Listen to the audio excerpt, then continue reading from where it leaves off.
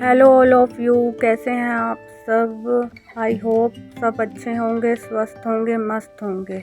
और आज सुबह सुबह सबसे पहले मैंने जो है मलासना में बैठ के पानी पिया, सिप सिप करके पानी पिया। और उसके बाद मलासना में कुछ देर यूं ही बैठी, कुछ सेकंड के लिए।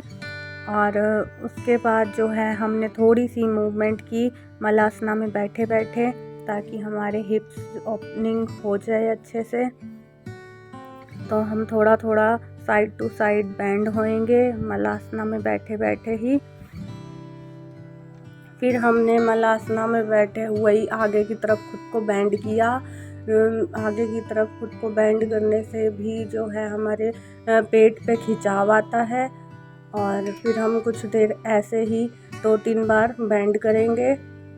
और आपको बता दूं कि आज मेरा बर्थडे है, और मैं कोशिश करूँगी कि मेरे बर्थडे पे भी जो मैं है अपना यही रूटीन फॉलो कर पाऊँ, योगा प्लस हेल्दी फूड।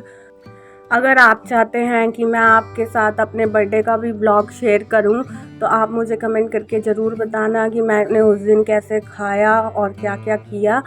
तो मैं वो भी ज़रूर आपके साथ शेयर करूंगी। और चलिए चलते हैं दोबारा अपनी वीडियो की तरफ। फिर मैंने तितली आसन किया। तितली आसन भी आपको 3-4 मिनट तक करना है। स्टार्टिंग में आप ज़्यादा नहीं करेंगे, जितना आपसे हो पाए उतना ही करना।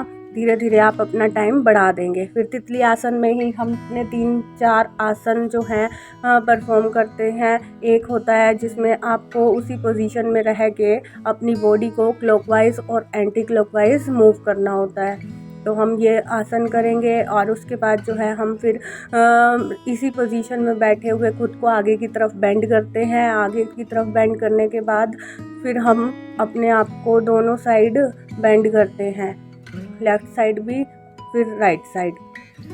फिर उसके बाद हम अपनी दोनों टांगों को पेट की तरफ लेके आएंगे और फिर वापस से ओपन कर देंगे। जब हम ओपन करेंगे तो हमें अपने नी पे प्रेशर देना है, ताकि जो है हमारी थाई तक जो है इनर थाई में भी हमारे प्रेशर फील हो।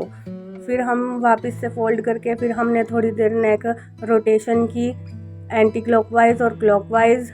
और फिर अप डाउन पोजीशन में जो है हमने अपनी नेक को मूव किया।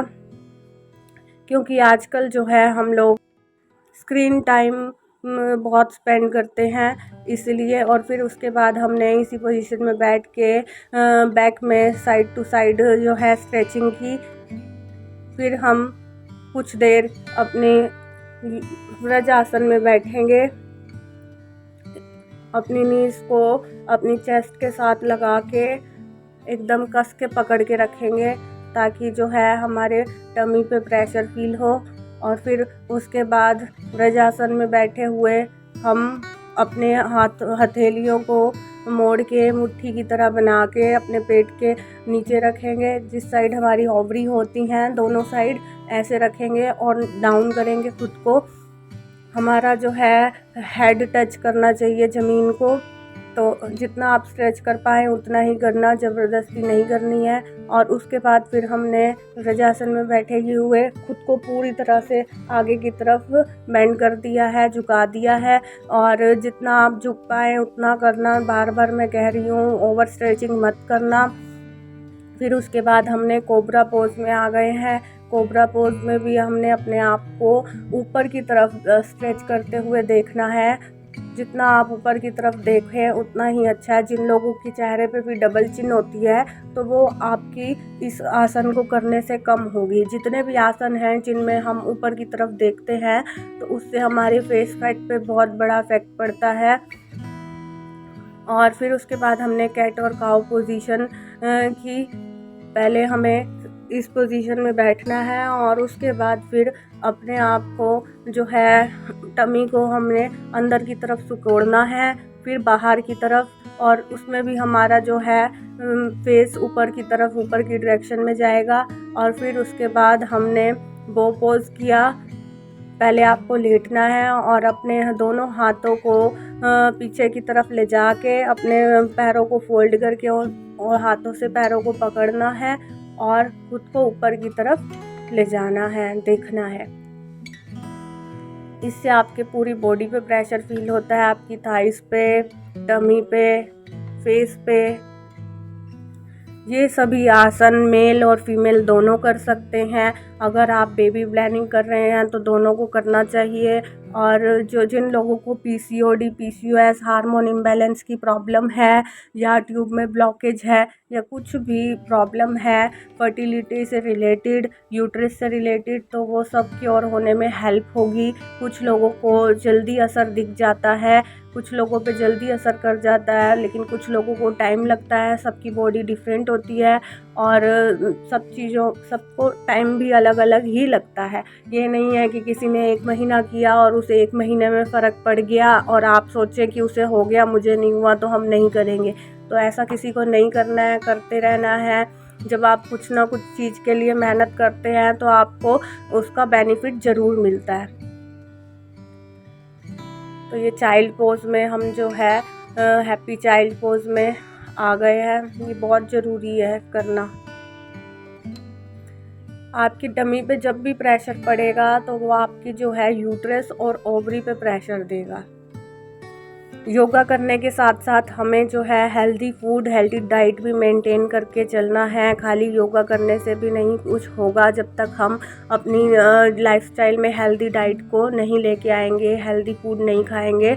तो आपको बाहर का तला भुना कुछ भी नहीं खाना है और पैक्ड फूड नहीं खाने हैं, जैसे कि बिस्किट, नमकीन, दही, ये सब चीज़ें जो है बाहर की पैकिंग वाली नहीं खानी है आपने।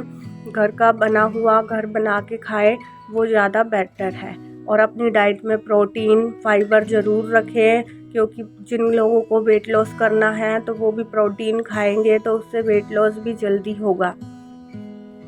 अपनी डाइट में जो है डाइट में से स्वीट्स को हटा दीजिए, मीठी चीज़ें मत खाइए। जो हार्मोनल इम्बैलेंस की प्रॉब्लम है वो मीठे से भी होती है, क्योंकि जिन लोगों को पीसीओडी, पीसीओएस होता है उनमें कुछ लोग ऐसे होते हैं जिनमें इंसुलिन बढ़ जाता है, जो शुगर की वजह से होता है। तो इसलिए आपको शुगर वाले प्रोडक्ट भी अवॉइड करने हैं। अगर कभी आपका मन करता है कुछ मीठा खाने का तो थोड़ा बहुत आप बिल्कुल सा गुड़ खा सकते हैं, नहीं तो आपको मीठा रिफाइंड शुगर नहीं लेनी है।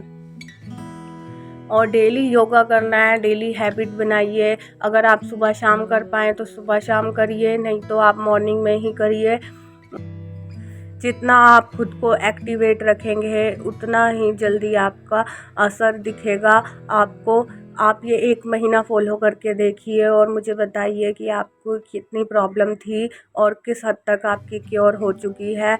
ज़रूर आके कमेंट बॉक्स में मुझे बताइएगा। और अगर आपको ये वीडियो अच्छी लग रही है तो लाइक और शेयर भी करना और मेरे चैनल को सब्सक्राइब करना। जिन्होंने मेरी पीसीओडी 15 डेज़ चैलेंज की पहले की वीडियोस नहीं देखी हैं डे 1 से, तो वो ज़रूर जाके देख लें। और शेयर ज़रूर करना। जिनको इस एक्सरसाइज योगा की नीड है उन लोगों के साथ ज़रूर शेयर करना, ताकि किसी की हेल्प हो सके। और अगर आप में से 2-4 लोग भी मुझे देख के मोटिवेट होंगे तो मुझे बहुत ज़्यादा अच्छा लगेगा, क्योंकि हमें बहुत खुशी मिलती है जब किसी और की भी प्रॉब्लम ठीक होती है, तो बहुत खुशी मिलती है। कमेंट करके आप ज़रूर बताना। और फिर योगा के बाद थोड़ी देर रुक के मैंने पसीना सुखा के पानी पिया, 1 गिलास। पानी भी आपको दिन में 3 लीटर तो कम से कम पीना ही पीना है। फिर उसके बाद जो है मैंने लहसुन को उबाल के चाय बनाई, गुनगुनी करके मैंने सिप सिप करके पी। ज़्यादा गर्म नहीं पीनी है, क्योंकि कुछ लोगों की बॉडी पहले ही हीटेड होती है, इसलिए आपको सिप सिप करके गुनगुनी ही पीनी है, या आप नॉर्मल भी पी सकते हैं। फिर उसके बाद जो है मैंने लंच किया। लंच में मैंने 2 रोटी और कद्दू की सब्ज़ी और दही ली, और उसके साथ मैंने सलाद में खीरा और चुकंदर लिया। आप सलाद डेली साथ में ज़रूर खाएं। और फिर शाम को हम थोड़ा सा घूमने चले गए मेरे हस्बैंड के साथ। हम थोड़ा घूमने गए, माइंड फ्रेश हो गया। और थोड़ा सा हमें कुछ सामान भी ख़रीदना था तो हम वो भी ख़रीद के लेके आए।